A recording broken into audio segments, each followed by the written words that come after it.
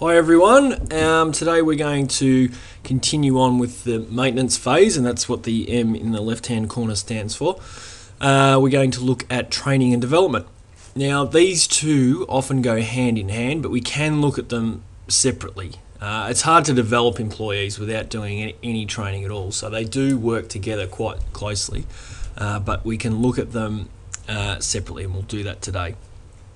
Training refers to improving an employee's skills and knowledge to help them perform their job more efficiently and more effectively. So, you would have all heard of training. Two main forms: on the job, that's where you're learning on the job. So you might have someone there helping you on the job. That often happens during induction time. That's a sort of type of training, but it also happens throughout the life of the employee. And then there's off-the-job training. This is where you don't necessarily have to go off-site, but often it is off-site. Sometimes it's on-site, but it's where you're actually undertaking activities in classrooms. So you're learning new skills often there. It could be simulation, anything like that. So there's on-the-job and off-the-job training. The increase in technology over the last couple of decades has obviously led to an increase in the need for training. We have an older workforce, or an aging workforce, and not all of them are used to the technology that we have today. So often, in order to get them up to speed, there needs to be quite a bit of training that goes on. Training employees shows the employees that the organisation, I suppose, wants them to stay around. Now, because training, it costs a lot of money, so that shows that the organisation is investing in the employees. So that can lead to higher morale. The employees know that the organisation values them. That can give them a sense of job security.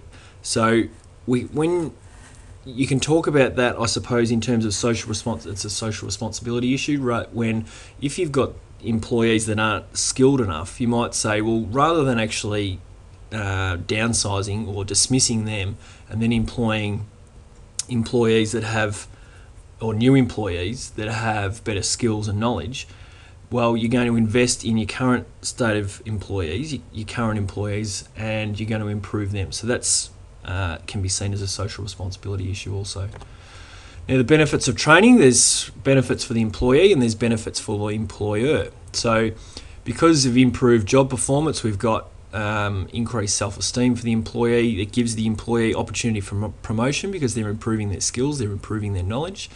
They become more adaptable. They might be able to take on different roles, and as a result, they feel valued because the organisation is valuing them as an employee and seeing them as an asset. So they want to improve their skills.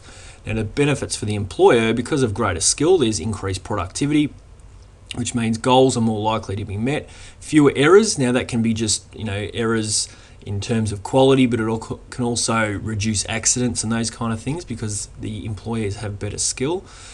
A more adaptable workforce, so that in a dynamic environment, organisations often change what they do, and because the skills of the employees are being developed, then they can adapt to changing situations.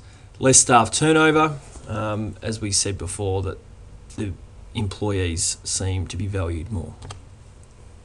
Now, if we go into development, development is the activities that are preparing staff to take on greater responsibility. So this is where they start to move through the organisation and take on extra responsibilities, and that could be through promotion or taking a team leader position or something like that.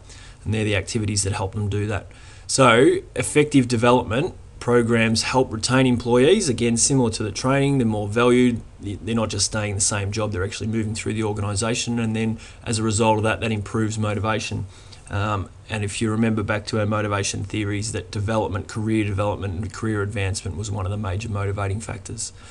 Training, large part of developing staff, which we spoke about before, but it can also be done by mentoring, so having a mentor that helps develop the employee.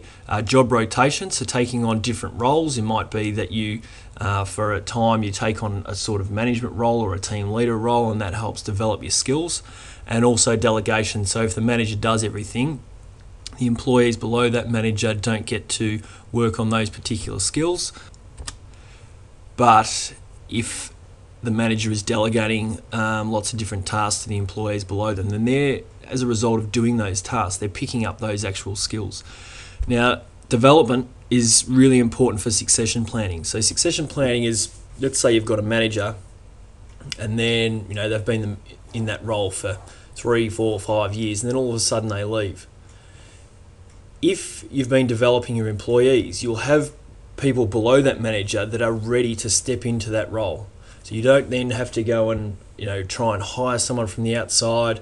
You've automatically got someone to step into that role, and that's what succession planning is. So it can help the transitions move really smoothly and effectively, and it helps the organisation improve. So as the employees improve, the organisation is continuing to improve. So that's really important.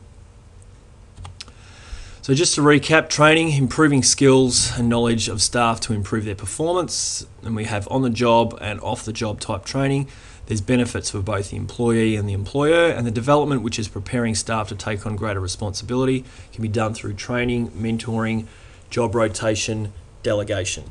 If you'd like even more resources to help you improve your understanding of today's topic, then come over to teachingbubble.com.